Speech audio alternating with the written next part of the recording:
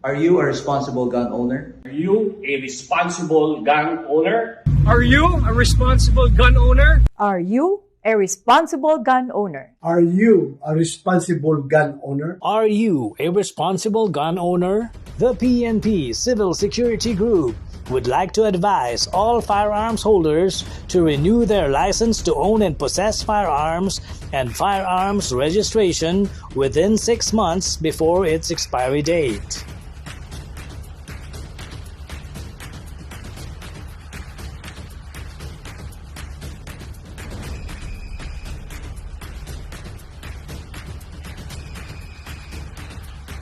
Tumawag na at makipag-ugnayan.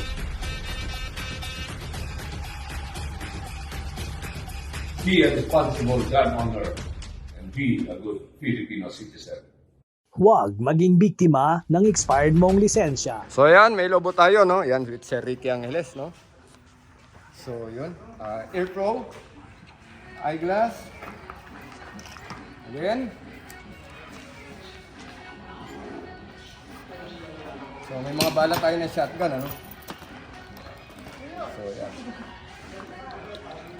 So ayan, si Sir Ricky, gaya ng sinabi natin, dinedeploy po siya sa barko, no? So may possibility kasi pagsampa niya sa barko, baka mamaya shotgun din ang i-issue sa kanya, no? So titignan natin kung paano pumutok si Sir Ricky ng shotgun, ano? So kung may makikita tayong correction, gagawin natin. Pero kung tama naman yung ginagawa niya, so be it, no?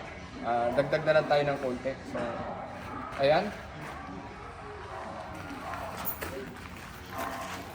So, isa natin, ano? Ayan, tingnan natin. Comfortable ka dyan sa, ano bro? Okay, comfortable. So, okay? Okay. So, papuputokin natin siya na hindi pa natin, yung technique natin na hindi muna natin ituturo sa kanya, no? So, hayaan natin siya pumutok by his own, ano, no? Yung training kung saan siya natutok. Yung anong orientation ang naibigay sa kanya sa shotgun. So, again, okay, pasa. Subo ka mo. Okay. Yung lobo sa baba. So, nakita nyo yung recoil, ang lakas, ano? Pero tinamaan niya, di ba? So, this time, ito naman. So, dito, bro. Ito. So, kami, dahil may nagturo sa atin na sabihin na natin mahusay sa shotgun yung nagturo sa atin, from he's Smith from I think San Diego, taga San Diego yung kaibigan natin no?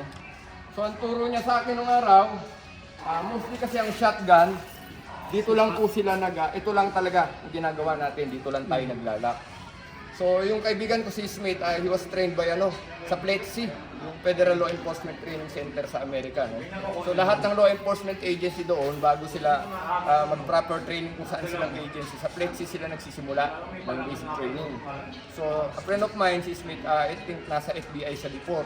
Sa FBI, I think 300 rounds po na shotgun. Na bala ng shotgun ang kailangan nilang ubusin para matapos nila yung shotgun course sa Ricky. So yun, ang tinuro sa akin ni Sir Smith noon, ganito po, pag kinasong mo yung shotgun, kailangan po, pag sinandal mo rito sa balikat mo, nilak mo sa balikat mo, lock po dito. Lock din po dito sa dulo sa dito sa ating charging dito sa charging handle. Tapos ilock din po natin dito sa grip. So tatlong grip po 'yon. Tatlong lock na po ang nangyari. So that means pag tatlo yung lock natin, ang possibility na mag-muscle flip maliit na lang. Tama. Alright? Subukan natin kung totoo nga yung sinasabi ni Sweet, no? Alright? Alright? Ilalak ko rito, ilalak dito, at ilalak dito sa ating handguard. Ready? Up! So, may napansin kayo? Mahina ang recoil, ano? Mahina ang recoil. Kasi nga, So again, try mo. trip talaga, no?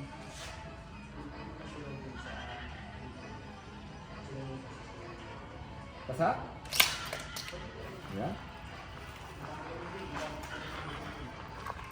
Medyo forward yung katawan. No. Medyo forward mo, tutulak ka niyan bro.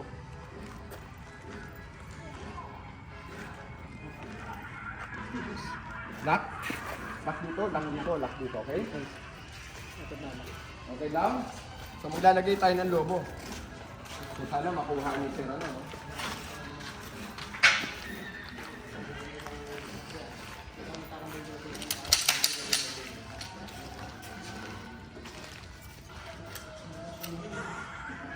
So ikaw magkasa para makuha mo.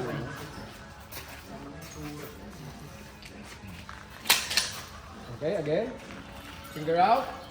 Medyo forward yung katawan. Yan. Teka lang. Forward, yung konti. No. Hindi pantay yung katawan. Sol. No. Hindi pantay. Mouth balance pa. Step back ng konti. Tapos forward yung katawan mo ng konti. Lock to. Lock dito. Ito naka-steady dyan. Okay?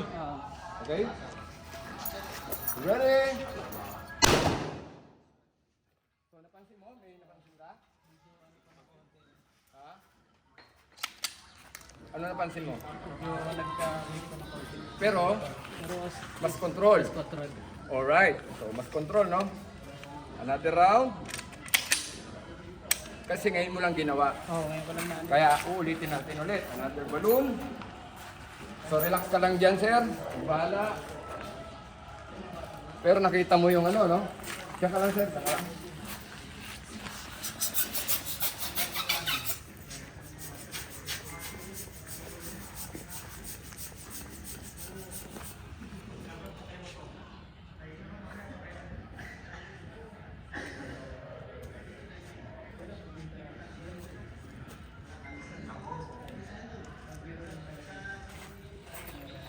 So ayan, hindi ko muna nalagyan ng balak. Gusto mo lang, ang nabibig mo, dry fire ka lang.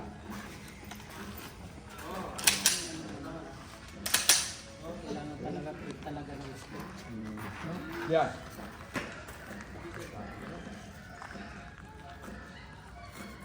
I think kailangan kong iksilian kasi masyadong malaki sa'yo. Yan. Ayun. Yan. Kalabit. Pagtulak, nilak. Nakasentro. Ang pwersa, no? Kalabit. Iyan ba? Alright. Again, isang kasa pa ulit. Ayan, nakatulak siya, no? Kaya siya matulak. Isa. Safety. Yan, nakatulak, no? Ayan. Hindi tumama, pero tama na yung grip. Alright. Kasi masyado ka nag-focus dun sa, no? Grip, hindi ka na nag-focus sa sight. Tama? Tama ba? Tama ba, sir? Okay, tama. So, pero mahina na yung recall, no? Okay. Okay. Ikaw ang mag-ano. So, focus mo lahat, grip at saka sight. Ready? O, tulak. Alright. Lock to, no? Lock na. Lock. O, hindi ka ulit nag-focus sa front side, pero mahina na yung recoil. Another round. So, dahil nakuha mo na, yung tamang ano, yung patama nang nawala. Okay. Ulit. Hindi na recoil, no? Sige, okay lang. Okay lang. May laman yan, may laman. Go. Okay. Front yung katawan, forward ang konti katawan. Yun ba? Alright. So, konting putok lang. Ilang putok lang yung pinutok mo? So, tatlo, no? Nakuha na po niya yung tamang pag-grip. Para yung trifold lock natin para po humina yung recoil. So mapapansin nyo, konti na lang yung muzzle flip, no? So yun. So yun yung mga techniques po na magagawa natin sa shotgun. Again, pagbaon po ng ano, hanapin po ninyo yung komportable na ano, no, butt length. Katulad ako, yan po yung komportable. Pagkasa po ninyo, tulak nyo, lock na po yan dyan. So hindi po gagalaw yan. Puputok yan, gagalaw, aangat lang ng konti. Dahil tatlo po 1, 2, and 3. Nakabaon po ito sa balikat. So yun lang po, shotgun ano natin, no? Technique po, magandang hapon. With Sir Ricky Angeles po, One Gun Pilipinas, One Gun Top Pilipinas. Firing Range. Pinutok mo kagad. Okay, ready?